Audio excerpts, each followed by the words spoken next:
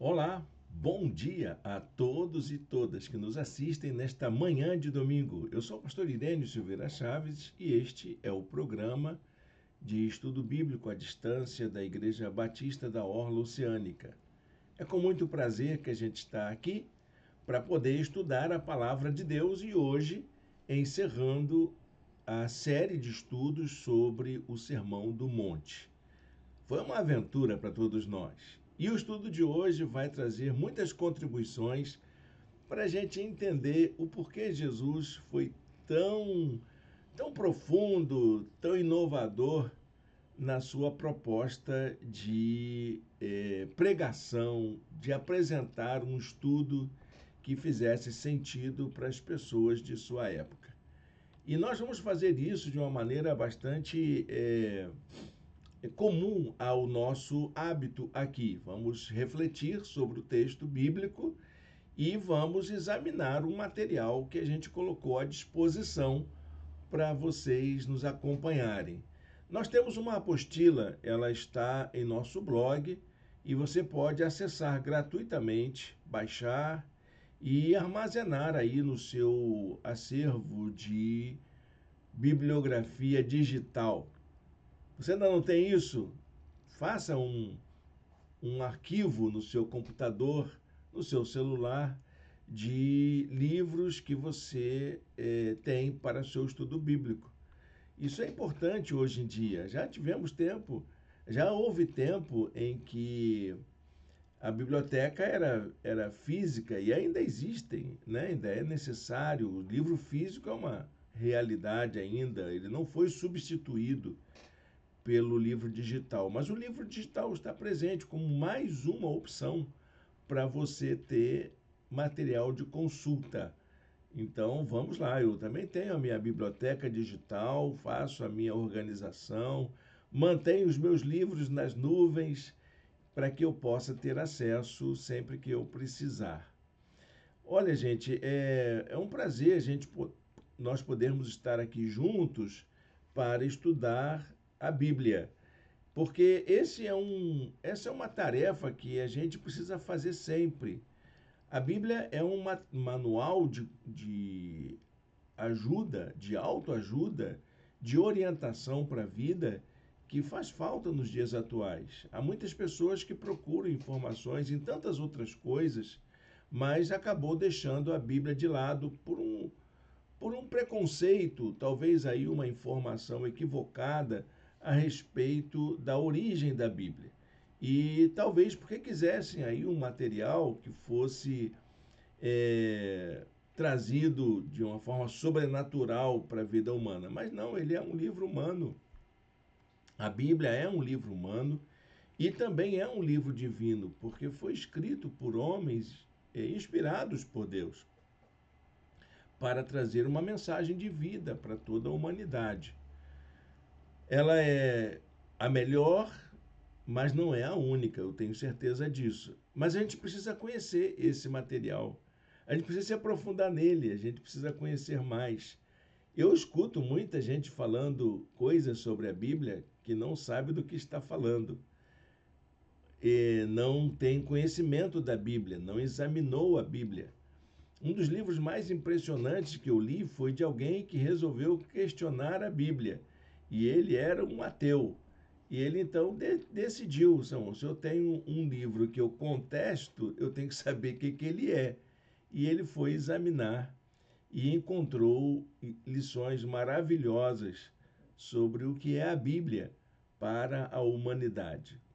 E acho que é isso que você precisa fazer também. Você precisa descobrir o valor da Bíblia para a sua vida. E nós vamos entrar nesse encerramento para apresentar a você uma das pessoas que influenciou esse modo de entender a vida e de entender o nosso comportamento. Foi o autor do Sermão do Monte, o pregador do Sermão do Monte.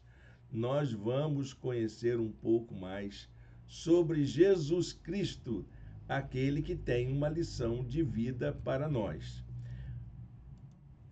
Estou colocando aqui, então, a nossa apresentação de hoje para que a gente possa acompanhar a aula. Convido você aí onde você estiver para poder também ter uma Bíblia do seu lado, um exemplar das Escrituras, ter aí, ou quem sabe, a nossa apostila, para que você possa também acompanhar os textos bíblicos que vão ser citados nesse momento, ok? Então vamos lá, vamos começar a nossa aula de hoje. A nossa aula de hoje é a última, a oitava, o mestre da vida. Esse é o tema da nossa aula. Vamos falar sobre Jesus. Quem foi esse pregador tão inovador, tão diferente, que falou um sermão tão profundo, que impactou a vida das pessoas? Nosso estudo de hoje vai estar nos últimos versículos do Evangelho de Mateus, capítulo 7. E eu vou deixar para você uma parte desses dois versículos que falam sobre a maneira como as pessoas reagiram a esse sermão. Diz o texto assim: as multidões estavam maravilhadas com seu ensino, porque ele as ensinava como quem tem autoridade. Essa palavra é muito importante porque Jesus não falou alguma coisa para as pessoas somente pelas vozes da sua cabeça, como dizem aí os pesquisadores, não é? Os jornalistas, os informantes, os youtubers, os influencers de nossos dias atuais. Nós não vemos em Jesus uma fonte, uma atitude de apenas falar aquilo que ele acha, mas aquilo que ele não somente tem como reconhecimento da grandeza de Deus, mas resultado de um trabalho de formação que ele teve. Jesus, ele se tornou um mestre reconhecido em sua época. Por isso ele era chamado de Rabi. Rabi, em hebraico, quer dizer mestre, que nós vamos ver daqui a pouco. Mas só tinha esse título quem passava por um processo de formação pela escola rabínica. E muito provavelmente não tem registro disso. É daquela fase aí do Jesus da adolescência, da juventude, até chegar à fase em que ele se apresenta como o Messias, como o enviado de Deus. Então, essa maneira de Jesus ensinar não aconteceu por acaso. Jesus sabia do que estava falando. Ele conhecia as escrituras da época, que era a lei, os profetas e os salmos, a literatura sapiencial. Ele conhecia isso a fundo, porque ele estudou, ele conhecia hebraico, ele conhecia aramaico, ele estudou junto a muitos mestres e, com certeza, a sua formação se deu aí a partir disso. Mas não somente isso, não podemos esquecer que ele era humano, mas também divino. Havia muitas informações, muitas coisas que foram resultado da sua intimidade com Deus, de sua relação com Deus. Até que ponto a gente pode afirmar isso? Bom, aí a gente tem que fazer uma ponderação, porque não é uma resposta que a gente tem fácil, né? Como que Jesus adquiriu tanto conhecimento? Primeiro, porque ele tinha um conhecimento. Segundo, porque ele aprendeu junto com os seus mestres. Não duvide, não estou menosprezando não, tá, gente? Estou apenas dizendo para você que o Jesus humano, ele também precisou estudar. Ele precisou ler, ele precisou conhecer, ele precisou aprender. É bom a gente entender isso, porque tem muito pregador de orelha aí, falando coisas sem ler, sem estudar. Uma das informações mais decepcionantes que eu tive quando comecei a escrever livros foi quando conversei com um dos gerentes de uma rede de livrarias evangélicas, dizendo que entre os pastores apenas 3% frequentavam, naquela época, livrarias, dizendo que não gostam de comprar livros. Livro não é uma coisa, um gênero de primeira necessidade para quem prega a palavra de Deus. E isso me deixou assim frustrado, decepcionado com a atitude, porque eu não fazia parte desse universo dos pastores, mas fazia parte do pequeno universo de pastores que frequentavam livraria e que compravam livros. Olha, é algo para a gente pensar como é que a gente adquire o nosso conhecimento. Ah, mas Irene, o livro, olha, por favor, nós fazemos parte de uma cultura livresca. Todo o saber humano, tudo que a humanidade sabe está num livro, não está num vídeo, não está num post do Instagram ou do TikTok, está num livro. Tudo que se fala, tudo que você pensa, tudo que você opina, alguém já colocou num livro, questionando, afirmando, contestando e aprofundando. Então, tudo que você pensa, meu querido, minha querida, pode ter certeza, está num livro, alguém escreveu. Não está na sabedoria humana por acaso. Quando um cientista pesquisa algo, ele escreve um artigo para ser publicado. E é assim que a gente conhece. Quando se fala em conhecimento no nosso tempo, fala-se de conhecimento que envolve essa produção livresca. Nossa cultura é cultura do livro. Não esqueça disso, por favor, não despreze o livro. Alguém disse, acho que eu não me lembro mais quem, que é uma sociedade se forma de homens e livros. E é por causa disso, porque tudo que alguém fala tem que provar porque que falou. De onde você tirou essa ideia? Não pode ser das vozes da cabeça apenas, porque nós não pensamos também livremente. E a gente já tem falado sobre isso muitas vezes, ok? Bom, essa é só para a gente aquecer a maneira como a gente entende Jesus. Vamos então às nossas informações mais básicas. Hoje nós vamos basear a nossa lição em Mateus capítulo 7, versos 28 e 29. E eu deixei uma frase aqui que é uma síntese da nossa aula de hoje. Como mestre da vida, Jesus ensinou como é possível ter uma vida digna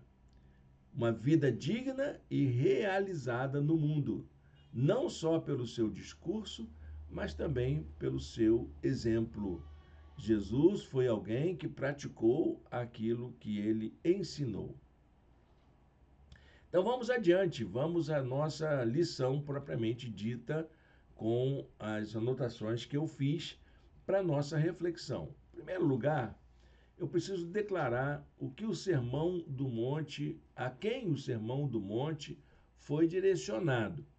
Porque o texto diz que havia uma multidão, e lá no capítulo 5, verso 1, não há essa informação de que a multidão estava presente durante a pregação do sermão. Diz apenas que Jesus se afastou da multidão e subiu um monte e se assentou. É isso que está lá no verso 1. Então, essa multidão que se surpreende, quem é? Quem é essa multidão? Essa é uma pergunta boa, né, para a gente pensar. E essa multidão se surpreende com a capacidade de Jesus em trazer um ensino novo, atraente, que toca o coração, com uma nova estratégia de ensino, com uma nova modalidade de aprendizagem. E isso impactou a vida das pessoas.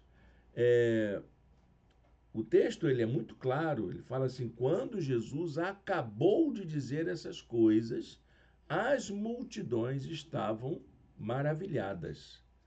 Essa afirmação do texto ela precisa de um certo aprofundamento. O que significava isso, né? A palavra usada para maravilhado é óculos, ou melhor, a palavra para multidão é óculos. E o que é essa multidão? Bom, pode ser um bocado de coisa, pode ser gente da baixa classe social lá do judaísmo, uma ralé. Uma multidão de pessoas, um grupo de pessoas, significativo talvez, que estivesse ali espontaneamente para ouvir Jesus falar. Talvez seja isso. O que tem a ver com aquela multidão do começo?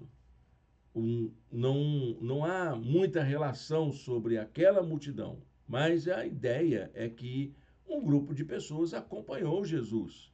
E os discípulos não estavam ali sozinhos. Afinal, o grupo de discípulos ainda era pequeno. Dá uma olhadinha na primeira lição e você vai ver uma análise dos primeiros versículos de Mateus capítulo 5. Tudo indica que o auditório de Jesus não fosse uma multidão numericamente expressiva, mas havia um grupo de pessoas, sim, havia um grupo de pessoas que estava ali ouvindo Jesus, acompanhando Jesus. Isso também levando em consideração que foi um sermão longo, um sermão que foi pregado durante horas. Não foi um sermão breve, foi um sermão que marcou a vida das pessoas. Por isso que elas estavam ali impactadas. Eu coloco aqui uma frase que é para a gente pensar sobre ela. O que significa dizer que elas estavam maravilhadas? Eu poderia dizer para você que, na verdade, elas estavam chocadas, elas estavam surpresas, elas estavam admiradas com aquilo que ouviram e viram em Jesus. Não era uma reação de maravilhamento diante do belo, diante do exuberante, mas era algo que envolvia uma atitude de reflexão, de impacto mesmo na vida daquelas pessoas. Ouvir Jesus falar não deveria ser uma coisa fácil, porque trazia uma mudança por dentro de cada um de nós. Não é assim que a gente faz quando a gente lê um texto da Bíblia, aquilo mexe com a gente por dentro. Então era isso que o autor queria demonstrar, que as pessoas estavam mexidas por dentro. A mensagem de Jesus provocou um impacto na vida delas. É importante a gente entender que a multidão que estava ali estava perplexa, estava com o seu interior mexido. Quando Jesus acabou de falar, as multidões estavam admiradas, diz uma outra tradução, que é a tradução da linguagem de hoje, que é uma outra palavra que é usada nessa tradução. Maravilhado é uma palavra assim que dá uma ideia de coisa muito boa, muito agradável. Ah, que gostoso ouvir Jesus. Como eu me senti como se estivesse diante de um stand-up comedy. Não, Jesus ele falou algo que mexeu com as pessoas, que deixou elas impactadas. Jesus foi um mestre de vida. Ele ensinou as pessoas a pensarem sobre a vida. E era isso que elas estavam fazendo. Há dois motivos para que as pessoas estivessem admiradas ali naquele momento.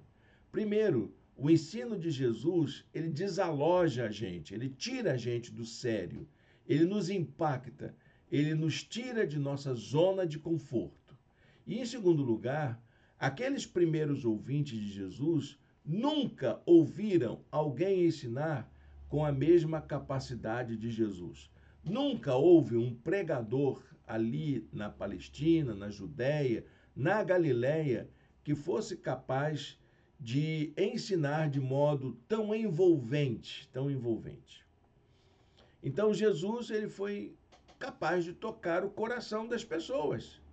Ele falou ao âmago das pessoas e usou uma interpretação, uma informação, um conteúdo que mexia com a esperança de cada um. Fazia com que elas olhassem para o futuro, olhassem para a vida, mas sabendo que ali tem um Deus que cuida de nós. Isso, gente, é algo que para fazer diferença na vida de qualquer pessoa. Jesus foi chamado de mestre exatamente por isso. E os evangelhos todos, quando falam de Jesus como mestre, falam com muita propriedade. Jesus, de fato, foi um mestre, mestre no sentido da formação judaica, mas foi também um mestre no sentido daquele que ensina a viver, de que tem algo a ensinar para nós.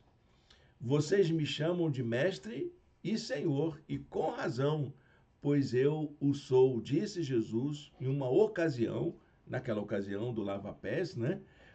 Na despedida, quando ele ressalta esse aspecto. Olha, eu convivi com vocês esses anos todos, vocês me chamam de mestre e senhor, e é isso mesmo que eu sou. Eu me preparei para isso. Eu estudei para isso, eu me formei para isso e eu aperfeiçoei aquilo que eu já tenho dentro de mim. É isso que eu sou um mestre.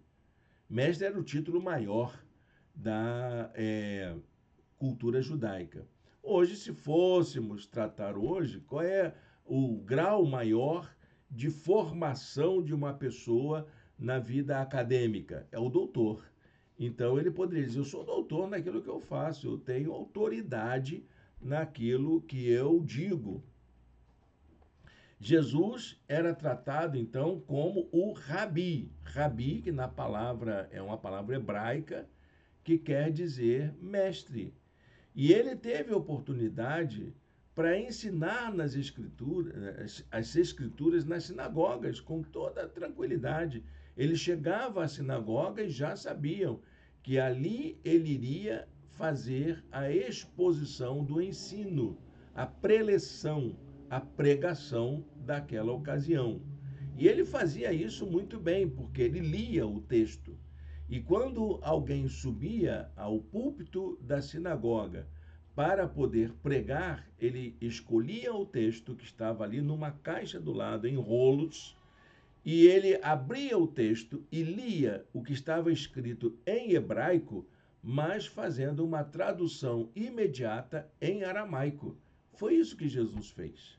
Jesus, quando prega na sinagoga, ele prega fazendo isso. Ele pega o rolo, ele lê o texto que está escrito em hebraico e apresenta esse texto em aramaico para os seus ouvintes. Depois ele devolve o livro para a caixa de rolos que está lá, o depósito que está lá, dos rolos da escritura, e se assenta. Por que ele se assenta? Porque era a posição do mestre. O mestre ensinava sentado, era sinônimo da sua autoridade. Era ex cátedra, segundo a tradição latina que o cristianismo adotou, o ex cátedra. Mas Jesus, então, ele se comportou dessa maneira diversas vezes. Em muitas ocasiões você vai encontrar isso no Evangelho. Vamos ver algumas dessas ocasiões em que Jesus foi reconhecido como mestre.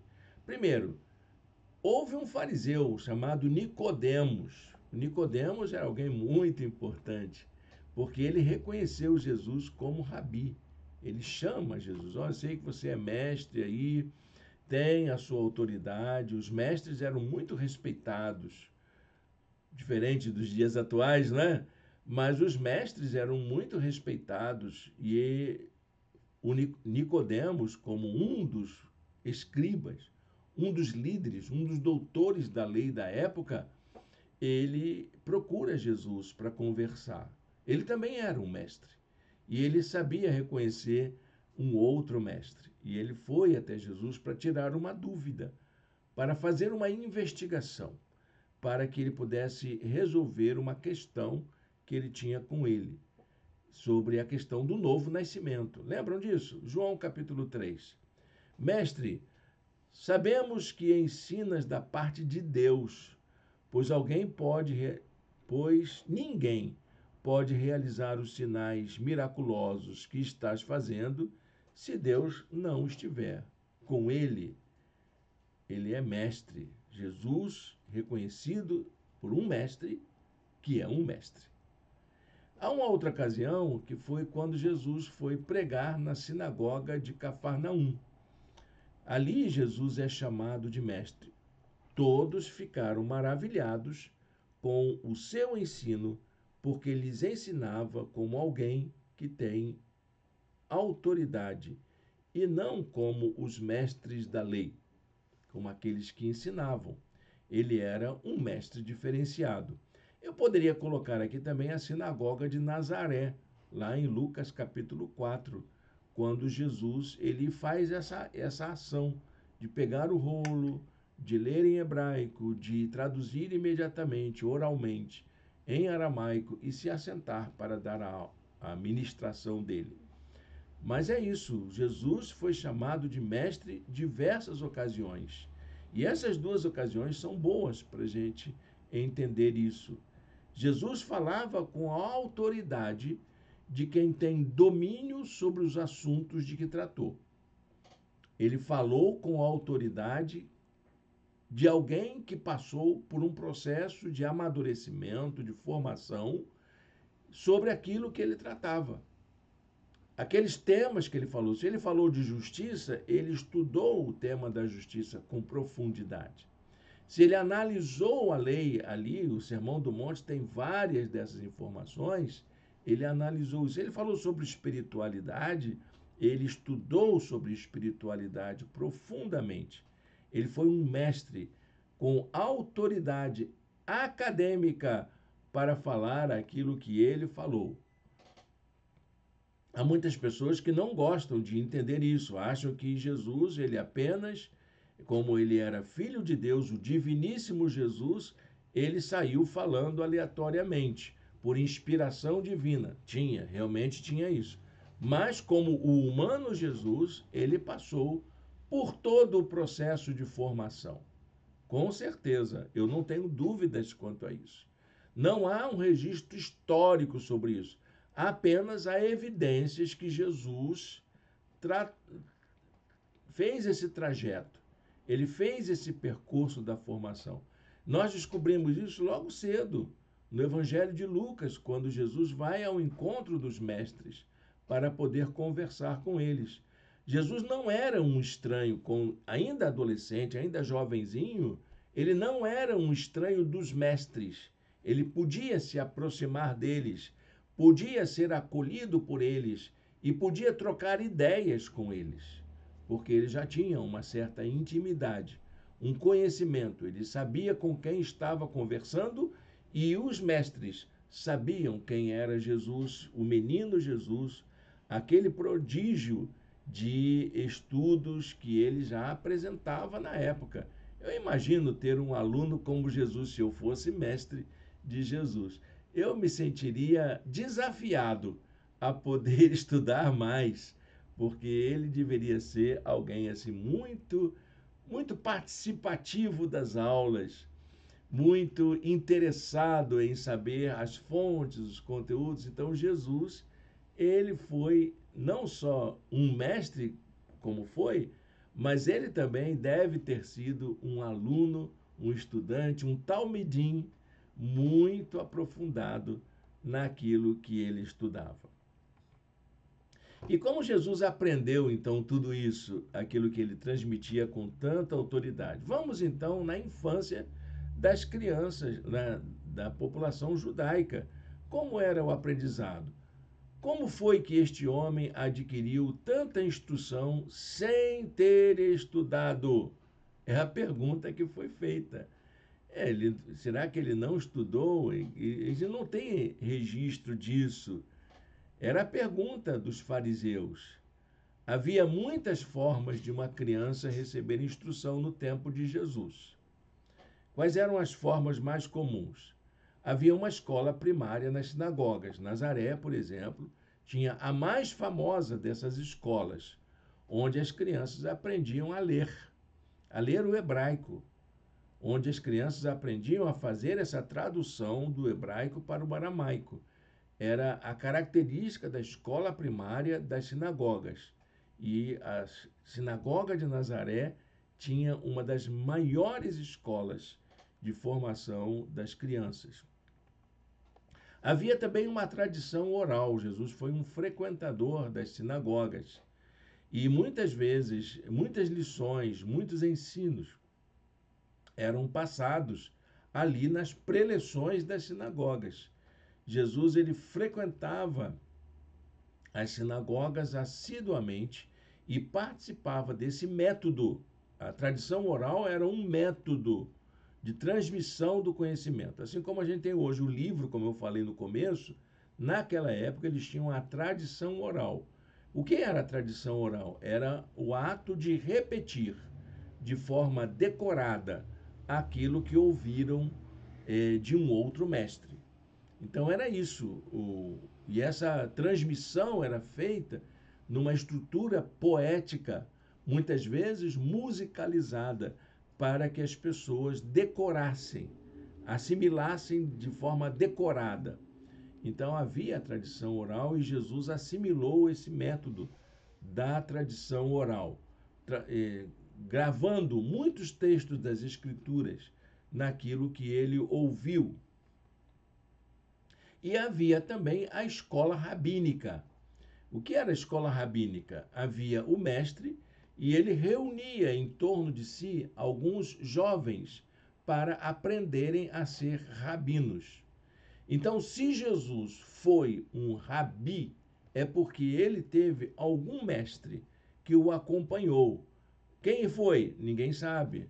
Ele era uma pessoa influente? Talvez não.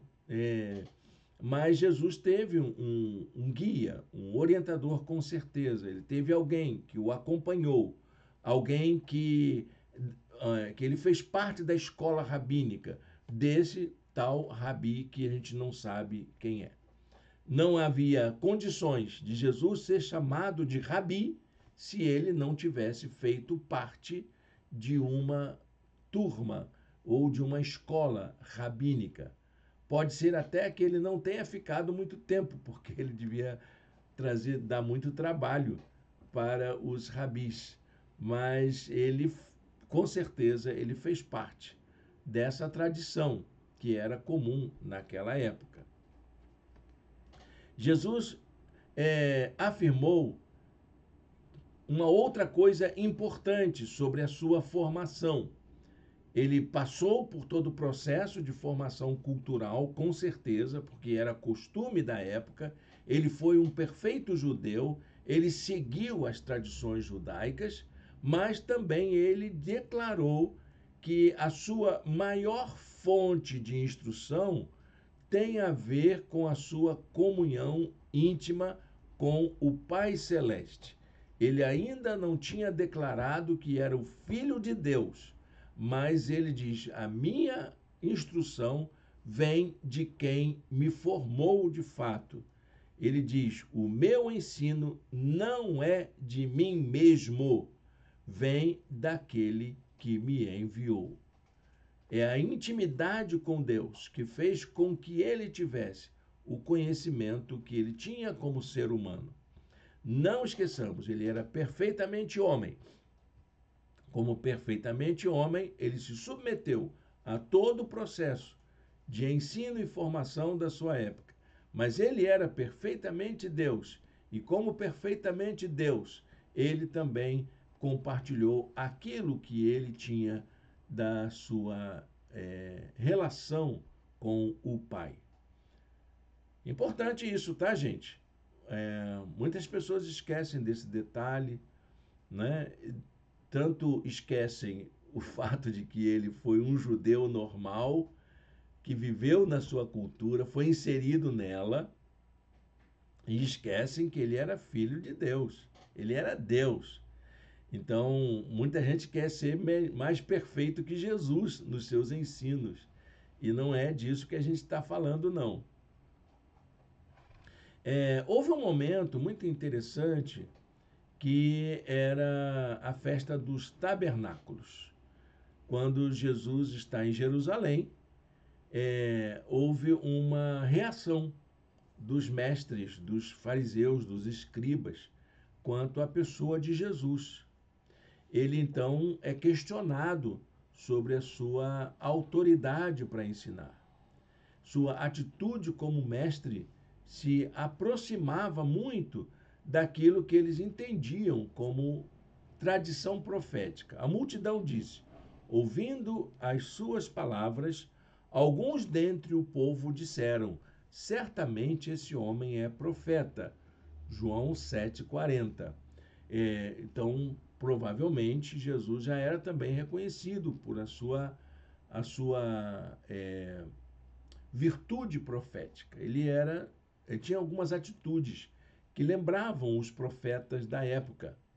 As pessoas estavam muito intrigadas com aquilo que Jesus ensinava e eles queriam saber de onde Jesus tinha adquirido tanto conhecimento. E aí, naquele momento, João registra que a população ficou dividida. Havia 3 grupos que faziam parte dessa divisão. Haviam aqueles que eram céticos, que duvidavam que Jesus soubesse alguma coisa, que ele tivesse uma formação, e aí ele poderia enfrentar hostilidades. Haviam aqueles que eram hostis, que queriam prendê-lo, que queriam fazer alguma coisa condenando por causa do conteúdo do seu discurso, não por causa da formação dele. Ele não foi acusado de falsidade ideológica. Ele foi acusado de falar algo que ia contra a idoneidade dos mestres fariseus. Então haviam aqueles que queriam prendê-lo, eram os hostis. E eles teriam muita razão de prender Jesus se Jesus se apresentasse como mestre e não o fosse, conforme a tradição judaica. A gente chamaria hoje isso de falsidade ideológica, mas Jesus não praticou isso. Ele não cometeu esse deslize, esse descuido de se apresentar como alguém que ele não é. E havia então também o terceiro grupo, que eram os que acreditavam que ele era realmente um profeta e um Messias enviado da parte de Deus. Somente alguém com tanta autoridade poderia fazer aquilo que ele fazia. Outros disseram: ele é o Cristo. A palavra Cristo, quando aparece no capítulo 7, verso 41 de João, está dizendo quem é Jesus de fato. Por que ele foi um mestre por excelência? Porque ele era o Messias. A palavra Cristo, em grego, é a tradução da palavra Messias, lá do hebraico. Então ele é reconhecido como o enviado de Deus. Messias quer dizer exatamente isso, enviado, que é o significado da palavra Cristo. Aí os guardas, eles então tinham que prender Jesus. Aí voltam sem Jesus preso. E eles ficam intrigados. Qual é a justificativa dos guardas para não prenderem Jesus? Ninguém jamais falou da maneira como esse homem fala. Por que vocês não prenderam esse sujeito? Porque a gente também ficou impactado, a gente ficou maravilhado com o que ouviu, a gente ficou tocado por aquilo e realmente a gente viu que não valia a pena, não era para ser preso, ele não cometeu crime nenhum, a gente já fez ali o julgamento na hora, a gente entendeu que aquilo seria uma coisa muito injusta fazer naquele momento. E aí, então, os fariseus questionam, eles discutem, eles ofendem os guardas, a multidão, porque eles entenderam que a autoridade de Jesus ultrapassava qualquer senso de justiça da época ultrapassava o poder político da época. Então, eles olham para a multidão, questionam a multidão e chamam essa multidão de alguém que não entende nada da lei judaica e por isso diz que ela é maldita. Gente que não presta, gente desprezada, gente que não deveria ser levada a sério. Essa ralé que nada entende da lei é maldita. Se você der uma olhadinha lá nas explicações gregas, você vai ver que a palavra ralé é de novo a palavra multidão. Porque multidão significava exatamente isso. Era uma ralé, uma gente de baixa categoria que estava reunida ali de forma desordenada. E quem estava lá no meio desses escribas e fariseus? Era Nicodemos. Nicodemos, então, questiona a atitude arbitrária desses fariseus de julgar e condenar alguém sem dar-lhe o direito de ser ouvido, conforme o que a lei exige. Não, vocês estão dizendo que a lei não, que as pessoas não conhecem a lei, mas estão agindo como tais, porque vocês não estão dando a ele a oportunidade de se defender. Estão acusando alguém, estão condenando alguém, sem ouvir-lhes, sem dar-lhes o direito de ser ouvido. E isso mexeu com as pessoas. Isso eliminou o debate. Eles acabaram ali mesmo a conversa e não quiseram mais tratar daquele assunto. No texto de Mateus 7, 28 e 29, Mateus usa também uma outra palavra importante. Não é só o maravilhado, mas também a palavra didaquê. Didaquê se refere àquilo que se é ensinado. É o conteúdo do ensino. Não é apenas a forma, mas é o conteúdo também. Jesus possuía, então, uma estratégia própria de ensino. Era o seu didaquê, o seu conteúdo, a sua estratégia, a sua proposta didática. Ele também tinha um arcabouço e ele tinha um conjunto próprio de princípios que ele podia dizer: sou eu quem diz, como ele disse durante o sermão. Vocês ouviram falar isso? Eu estou dizendo. Essa é a autoridade de Jesus. Um rabi normalmente diria: na lei está escrito assim, mas segundo o rabi fulano de tal diz assim, e segundo o rabi fulano de tal diz assim. Era esse o ensino dos rabis na sinagoga. E Jesus não, ele apresenta aquilo que ele entende, aquilo que ele pensa, e ele dá uma ressignificação àquilo que ele está lendo. E aquilo que ele está lendo vai de encontro a aspirações, a desejos de pessoas, a dúvidas que as pessoas tinham e vai de encontro às necessidades delas. Como era a estratégia de ensino de Jesus? No seu ensino, ele usou linguagem simples, de fácil compreensão. Você vai encontrar em Marcos 4,33 que Jesus usava imagens, ideias, para poder falar de maneira compreensível para as pessoas. Com muitas parábolas semelhantes, Jesus lhes anunciava a palavra, tanto quanto podiam receber. Ele falava de um modo que as pessoas entendessem. Ele usou comparações, imagens e parábolas. Jesus falou todas essas coisas à multidão por parábolas. Nada lhes dizia sem usar alguma parábola. Mateus 13, 34.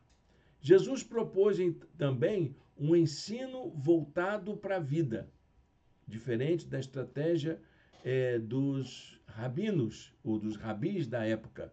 Eles ensinavam voltados para a interpretação da lei.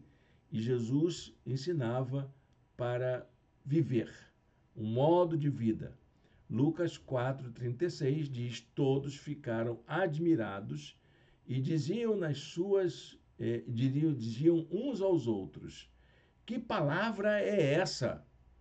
Até os espíritos imundos ele dá ordens com autoridade e poder e eles saem.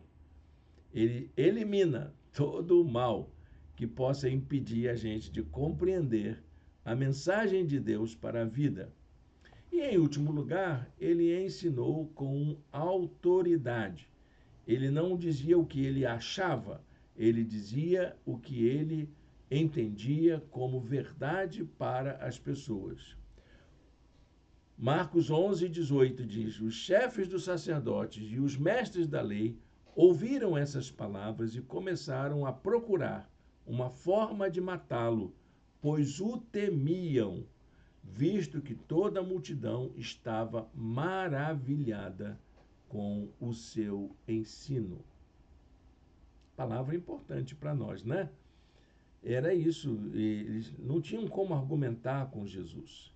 A autoridade dele era visível, até as autoridades, elas não tinham como combater aquelas afirmações de Jesus. E a multidão servia como escudo protetor, porque era mais ou menos assim, quando você não podia contestar uma pessoa, você então matava a pessoa, era isso. Era o fenômeno da eris, a erística, de eliminar o oponente, de eliminar aquele que pensa diferente. Muitos pensadores morreram desse jeito, foram levados a serem torturados e mortos por crimes de blasfêmia, que é pensar diferente, porque pensavam diferente do pensamento hegemônico, do pensamento dominante. Quais são as características do ensino de Jesus? Eu anotei algumas coisas que ele apresentava no seu modo de ensino. Ele servia, o modo dele ensinar era oferecer algo para alguém, era trabalhar por alguém. Ele disse muitas vezes: eu estou entre vocês como quem serve. Tudo que eu falo é para ajudar vocês, é para mostrar para vocês um modo diferente de agir. Então, eu estou aqui a serviço, eu não estou remunerado. Eu estou servindo como um serviçal, como um escravo de vocês. Ele tinha autoridade. Quem é este que até o vento e o mar lhe obedecem? Imagina, o jeito dele falar fazia com que as pessoas se assustassem. E quando eles viram Jesus acalmando a tempestade, disse: meu Deus, que autoridade é essa, meu pai? Que o camarada, ele não só fala para mexer com o coração da gente, mas fala para acalmar o vento e o mar. E ele baseou-se no exemplo. Jesus não teria a autoridade de falar o que ele falou se não fosse a maneira como ele viveu. Eu lhes dei o exemplo para que vocês façam como lhes fiz. Estou mostrando para vocês aqui como é que faz. Então, façam. Não era apenas no sentido de lavar os pés de alguém, mas no sentido de colocar a vida inteira a serviço do reino de Deus. O que aprendemos, então, com o Mestre Jesus? Eu anotei algumas coisas que são lições que a gente precisa levar para a vida. Vamos ver quais são essas lições? São 3 apenas que nós vamos aprender com Jesus no seu ensino. A primeira é a ter uma vida marcada por uma nova disposição de viver. Viver de outro modo. Descobrir que esse modo que a gente está vivendo não é aquele que Deus nos criou para viver. Deus tem um plano melhor. Deus tem um jeito melhor para que nós possamos viver. Ele disse: tomem sobre vocês o meu jugo e aprendam de mim, pois sou manso e humilde de coração, e vocês encontrarão descanso para as suas almas. Parem de correr de um lado para o outro. Parem de ficar ansiosos. Parem de dar lugar para a angústia e o medo. Aprendam de mim. Aprendam a viver de um modo diferente. Eu estou vivendo desse modo. E olhem para mim. Venham aprender comigo. Sigam-me. É isso que Jesus, então, propõe como aprendizagem para todos nós. Segunda lição que a gente aprende: quer ser uma pessoa feliz? Seja como Jesus. A melhor forma de ser um ser humano realizado é viver na nossa vida a realidade de Jesus. Jesus disse aos seus discípulos: basta ao discípulo ser como seu mestre. A escola rabínica, vamos colocar entre aspas, de Jesus, era marcada então por esse aprendizado. Como é que você aprende a viver, meu querido? Lendo textos e comentários de outros estudiosos apenas? Não, você vai olhar para mim e vai me imitar, que é isso que é você então se tornar o meu discípulo. Basta ao discípulo ser como o seu mestre. E por fim, adorar a Jesus pelos seus ensinos, pela maneira como ele fala no coração da gente, como a gente permite que ele tome parte da nossa vida. Adorar Jesus. Foi isso que muitos fizeram na época. Jesus ensinava nas sinagogas deles e por todos era louvado. Eles louvavam Jesus pelo ensino que ele lhes dava. Olha que bacana isso, né? Você já louvou a Jesus porque aprendeu com Jesus coisas maravilhosas? Não é para louvar o pregador, não. Às vezes a gente vai no culto, ouve uma mensagem, aquilo fala ao coração da gente, a gente elogia o pregador. Mas elogia Jesus, exalta Jesus. É a Ele que deve ser dada toda a honra e toda a glória. É Ele quem nos ensina a viver de um modo diferente no mundo em que nós vivemos. Olha que lição legal, né? Eu estava em dúvida sobre essa lição de hoje. O que eu vou falar sobre esses dois últimos versículos? Troquei título muitas vezes. Já falei sobre eles, né? Como que é essa palavra da admiração da multidão com Jesus. Mas eu nunca tinha pensado em trazer para a nossa vida essas lições. Eu li há muito tempo atrás um livro chamado A Pedagogia de Jesus. Aliás, o que eu aprendi de educação religiosa teve muito a ver com esse livro.